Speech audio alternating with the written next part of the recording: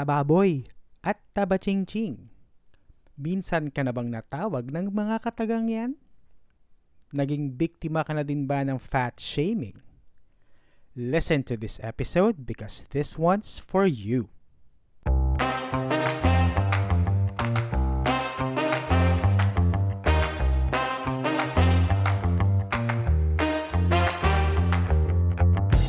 Welcome back to another episode of Pretty Petty, the podcast. If this is your first time, let me introduce myself first. Ako nga pala ang inyong millennial tito, Tito Alvin, na magbibigay sa inyo ng mga opinyon na hindi nyo naman hinihingi. Mga opinyon at kuro-kuro tungkol sa iba't ibang problema ng ating mga storytellers. Kung saan nais nilang malaman kung ang mga desisyon nila sa buhay ay tama ba o mali. But in this podcast, it is going to be pretty or petty. Kung hindi pa kayo naka-follow, please follow us and don't forget to give us a 5-star rating. And please consider following our social media pages in Facebook, Instagram, and TikTok. Yes, meron po tayong Instagram and TikTok pages. Please, i-follow nyo naman po yan. Alright. Bago natin pag-usapan ng ating very hot topic for today, I would like to share with you that our podcast already reached 500 downloads! Woo! As of this recording, our podcast episodes have been listened to more than 500 times across all podcast platforms. Yes, so mainly sa Spotify, Apple Podcast, and Google Podcast. So, 500 times siyang pinakinggan. Thank you so much to all the avid listeners. And, 500 downloads may not be that big to some compared doon sa mga bigaten podcast, no? Pero, since tayo ay isang baby podcast pa lang naman, 500 downloads means a lot to me. And I'm here to celebrate the small wins. So, yung 500 downloads na yan, victory na yan para sa akin. And I want to share this moment with all of you. Yes, oh my gosh, please, ayaw kong umiyak. Tsareng. Napansin ko na din na meron din tayong mga listeners from Singapore and Hong Kong. Yan, wala naman akong friends doon. So, most likely, mga new listeners natin yan. So, hello po sa inyong mga taga-SG and HK. Pupunta nga pala ako dyan sa Hong Kong this December. Siguro mag-setup tayo ng meet and greet dyan, no? Taray, meet and greet daw. Napaka-filigero. Tapos, one-on-one meeting lang pala ang mangyayari. No? Mag-isa lang siya, tsaka ako. So, dalawa lang pala kami magkikita. Anyway, cheers to all of us and hopefully, mas luwawak pa ang ating reach and mas tumamay pa yung mga listeners natin. Kaya, if you have the time, share nyo na din tong podcast na to sa mga socials nyo, no? Malaking bagay yan for me if you share this podcast to others. And if you are listening sa Spotify, meron din tayong Q&A dyan and poll section sa ibaba ng episode description. So, scroll nyo lang sa baba habang nakikinig kayo. Please take the time to answer those. So, I will know your insights about the topic, kung meron kayong topic suggestion or any feedback that I can use to improve the podcast. Please share nyo na yan dyan sa may Q&A section. Okay? I will be happy to read your feedback and comments din dito sa podcast para masama kayo sa mga upcoming episodes. Alright, sige, let's move on. Isang mabigat na topic ang ating pag-uusapan today. Okay, naging hot topic to in the past couple of years. A few years ago, medyo tumaas yung usapin tungkol dito. And I guess until now naman, may ganito pa rin topic na pinag-uusapan. Nangyayari pa din to in our current times, no? And I'm talking about body shaming, specifically fat shaming. Okay. I won't keep you waiting and let's proceed to our next segment that we call Story Time.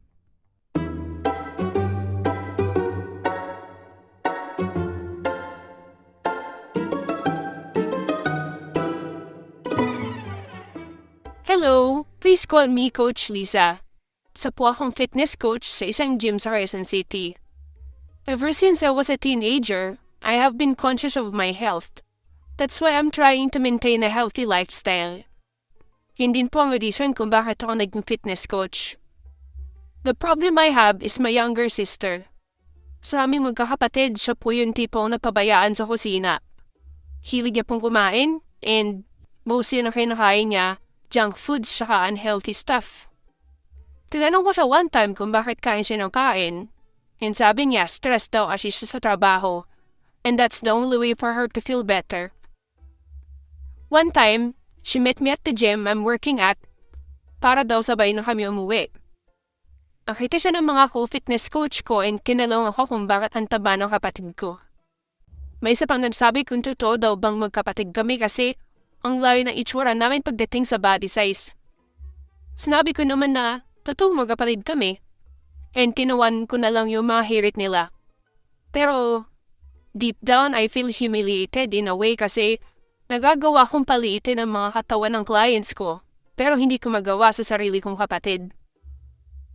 Another incident happened when we went shopping for clothes. Hirap na hirap siyang pumili ng damit kasi most of the clothes that she likes doesn't fit her. Ang tagal na namin sa store and nagsisimula na ako mainis. I asked her kung matagal pa siya and sabi niya sandali na lang daw. Sobrang inis ko that time. Nasabi ko sa kanya na kung hindi siya mataba, ay di sana. Tapos na kami bumili ng damit kanina pa. Ang ending, di na lang siya bumili. And titingin na lang daw siya online. Sure naman daw may mga size siya online eh. As her sister and a fitness coach, I feel obliged to teach her how to have a healthy lifestyle. Ang ironic lang kasi na fitness coach ako and yet I can't help my own sister to lose weight and live healthy. Am I wrong to impose a healthy kind of lifestyle on her?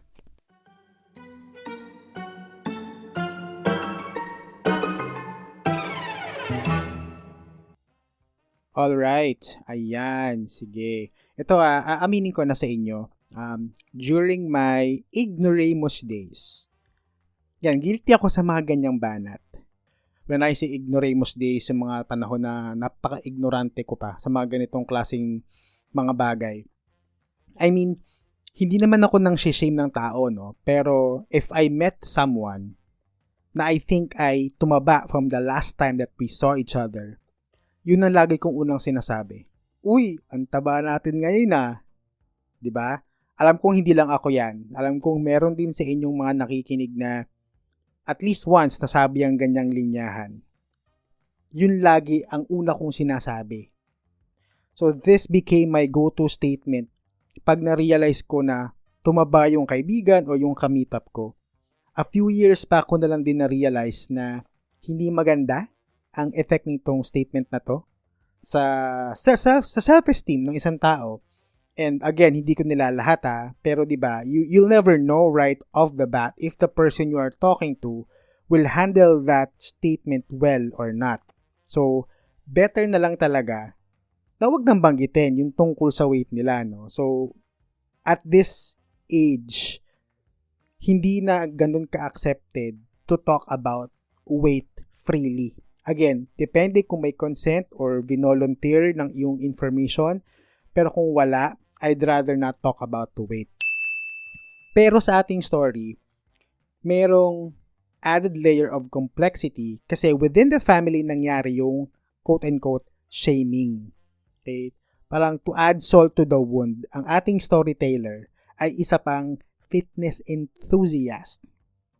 At ang kanyang sinishame ay kanyang kapatid. So, andun yung dilemma na nagagets ko naman. Parang fitness guru, yun ang lifestyle mo about fitness.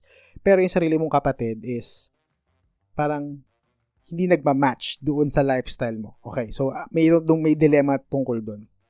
So, for those who don't know the meaning of fat shaming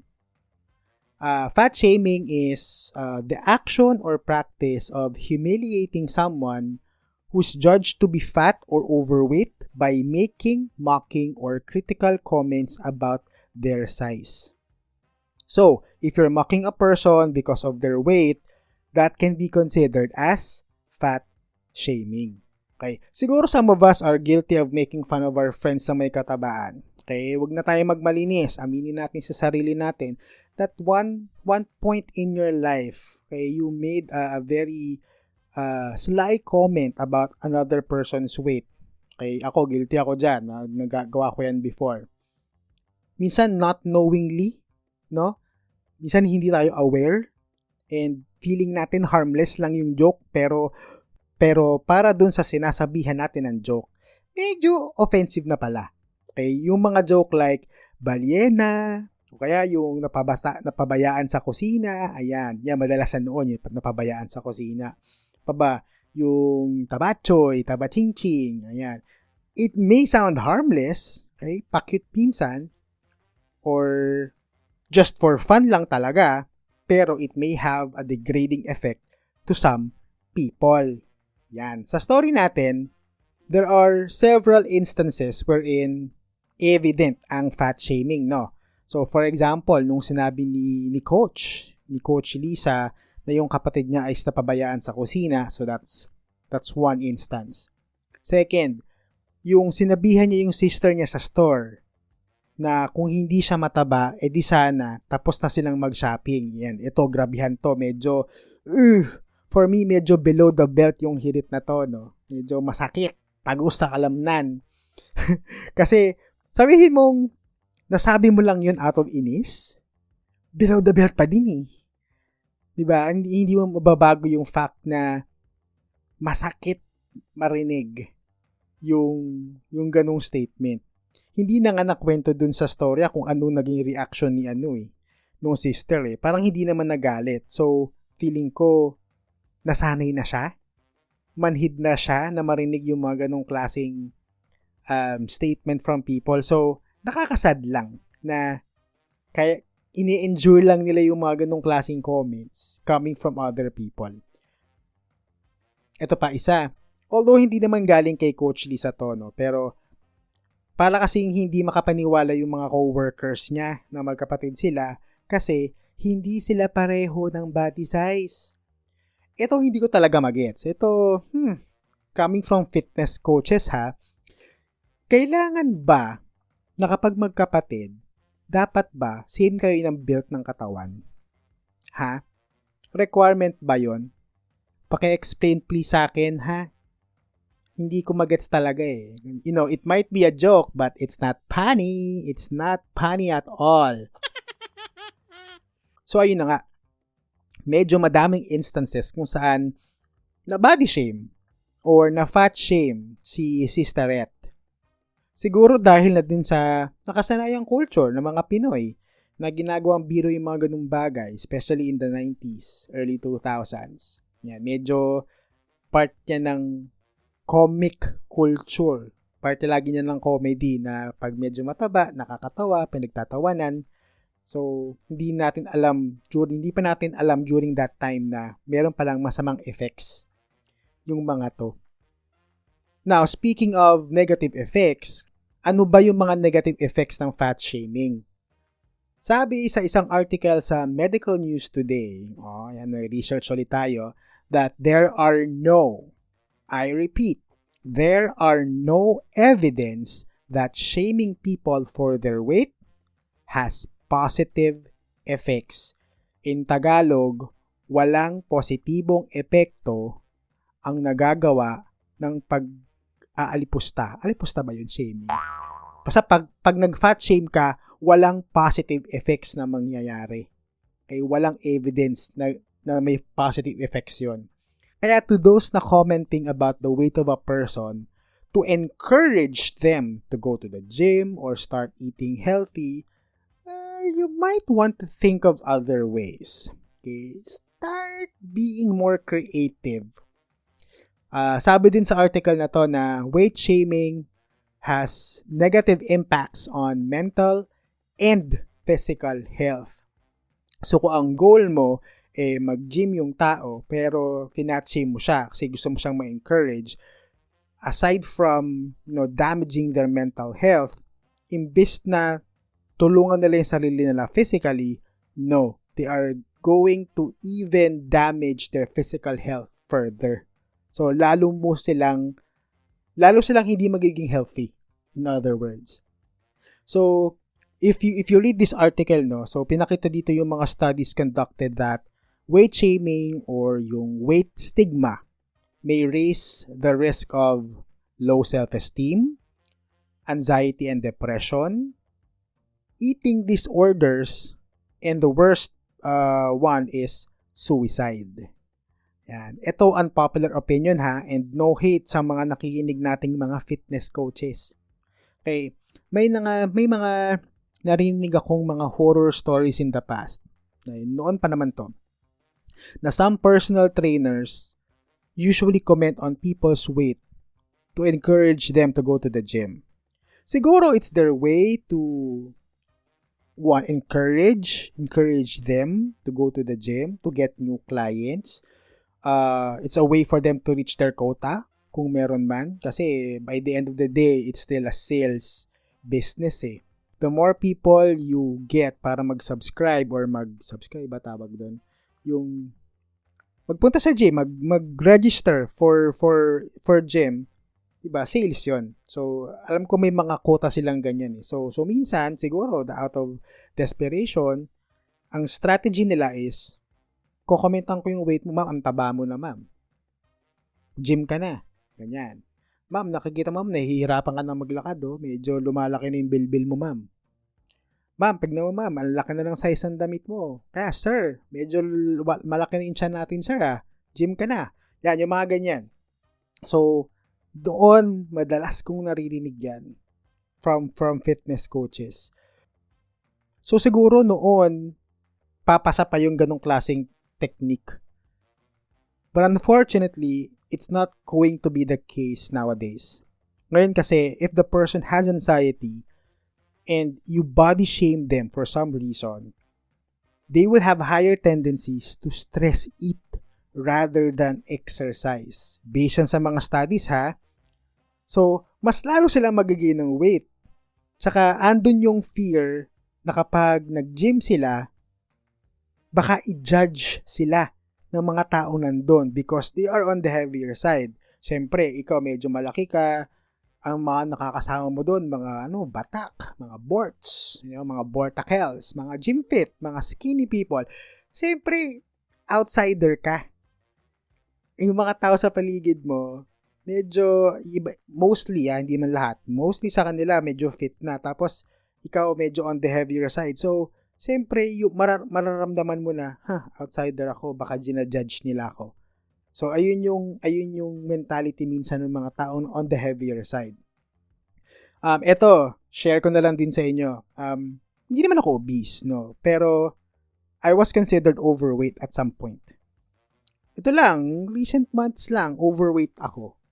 If you know me and you've seen my picture online, makikita mo na pataba ako. Umabot ako ng around 66 or 67 kilos. 5'3" lang naman ang tito nyo, no? So, imagine mo, 5'3" pero ang lapad. So, overweight talaga. Pero ngayon, I'm happy to say na I was able to lose 5 kilos in September. Woohoo! Yay! So, I got motivated to lose weight not because someone commented on my weight or body shamed me. Hindi yun ang rason.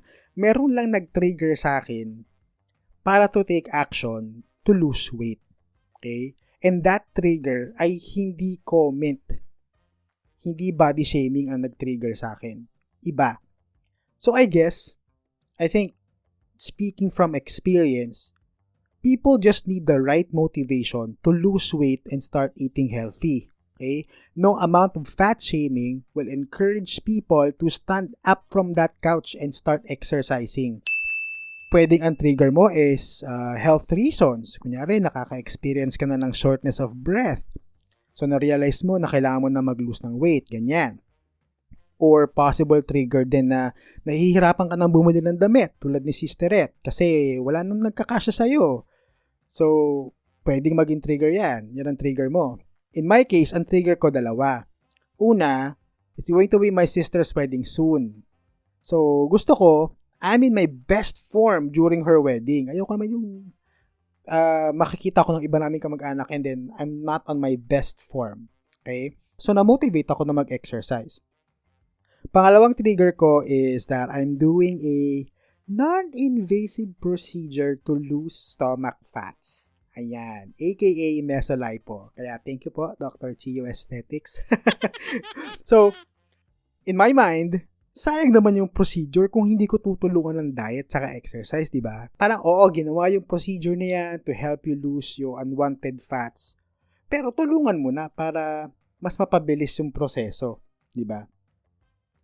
So, some of these triggers may be mababaw for some or these triggers are for the wrong reasons. Sabihin natin mali yung rason mo kung bakit ka mag-exercise ulit. Pero nonetheless, they are still triggers for you to start living a healthy lifestyle. So for example, gusto mo magpapayat kasi may bago kang crush sa office.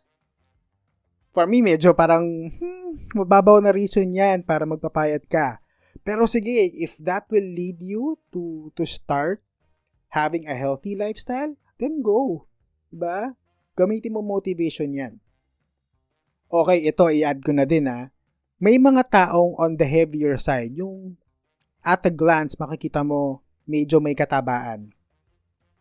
Pero it's going to be difficult for them to lose weight because they have underlying health conditions. So kahit anong gawin nilang diet or exercise, hindi nagre-react yung katawan nila the way they wanted to react or hindi sila pumapayat kasi nga meron silang underlying health conditions.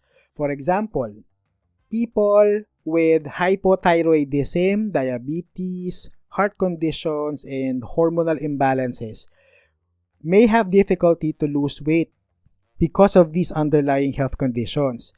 Isipin mo na lang, nag-comment ka about their weight ng friend mo without knowing na meron pala siyang underlying health conditions. Sabihin na natin na ang purpose mo saying that is to encourage them to go to the gym or to exercise. So parang it defeats the purpose, diba? For them, for those people na finat shame mo, you are just a bully commenting about how fat they are without knowing the whole story. Tito Alvin, hindi ko naman alam na may ganong condition siya. So, should I be painted the bad person here? Well, yun na nga sinasabi ko. Since hindi natin alam 100% kung may health conditions yung taong nasa paligid natin, di wag na lang tayong mag-comment about their weight. Ganun lang naman kasimple yun, di ba? Wala ka na bang ibang nakikitang traits ng kausap mo apart from their weight? Again, let's start to be more creative people. Itigil na natin yung go-to conversation starter natin about sa timbang ng tao. Kaya? Kaya ba yon?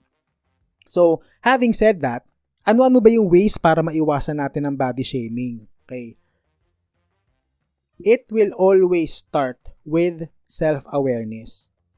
We have to educate ourselves of the negative impacts of body shaming, lalo na since some people do not have complete control about their weight, may mga underlying health conditions. Madami ng mga studies conducted and articles published about the negative effects of body shaming. Another way is to start to be more inclusive. Usually, meron tayong bias pagdating sa mga taong mas payat, mas fit. Feeling natin mas attractive yung medyo borta, yung medyo skinny, di ba? Let's sa media, yung mga models, usually, mga gym fit. Yung sabihin natin maganda yung katawan. Kaya andun yung mga biases. So maybe we should start to be more inclusive. We should consider making space, welcoming to people of different sizes, shapes, and forms. The more that people will feel welcome in your space, the more reason for them to listen to you and take your advice on living a healthy lifestyle, if you have any. Right? So kung ang yung taong friend mo na medyo, sabihin natin medyo mataba, nafe-feel niyang welcome siya sa space mo, safe space siya, then most likely, mas pakikinggan ka niya. Kung ano man yung comments mo about having a healthy lifestyle, mas open siyang pakinggan yon. Rather than magsisimula kayo with a wrong foot, with a very bad comment about their weight, magiging defensive sila. And most likely, hindi kayo pakikinggan. Also to fitness professionals na din. Sama na natin sila. Maybe we can start shifting our focus from weight to health. Alam ko marami ng mga fitness professionals na nag-shift na. Hindi na nila focus ang timbang or how people register when you look at them. They are now focusing on health. Okay? Tigilan na natin yung weight ng stigma. Let's just help people realize the importance of health and not just weight. Okay? And lastly, ito, ilang beses ko nang nasabi, no?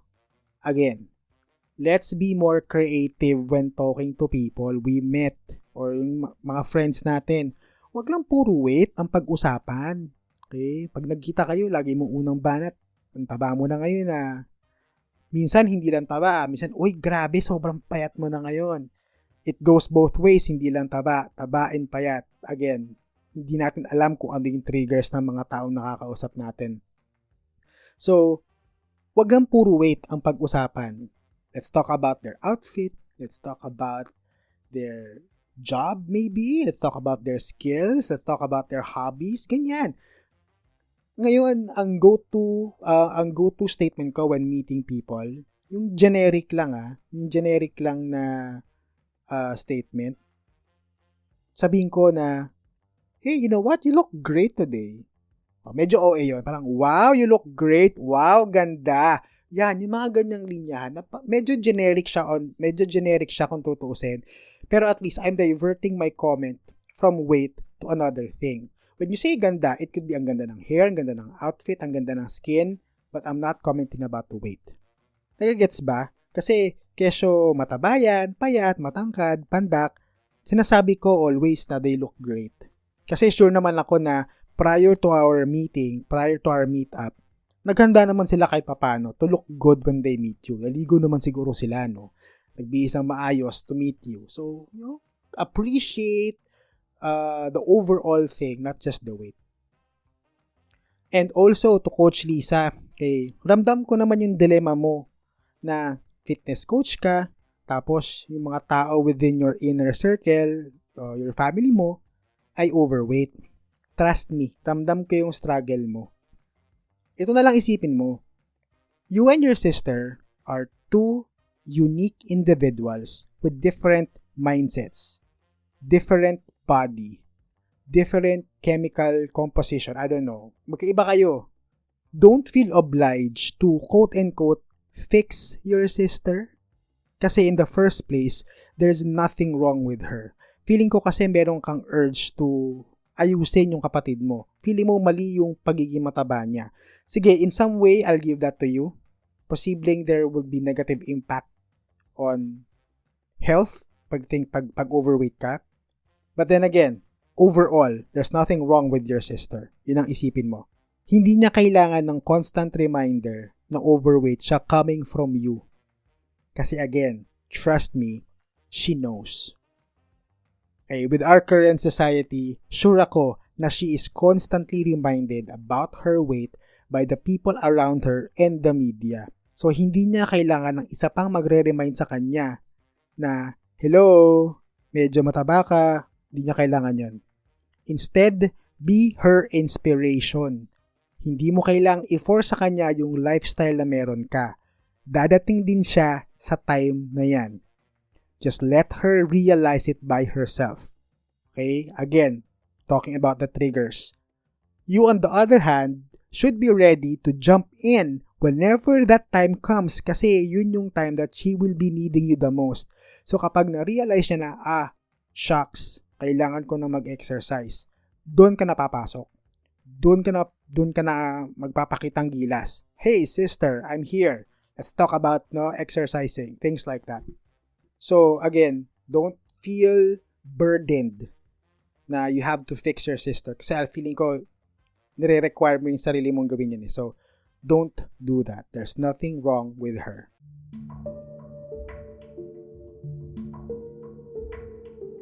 We've reached the part of the podcast where we determine if Coach Lisa is pretty or petty. The time has come for you to know your verdict.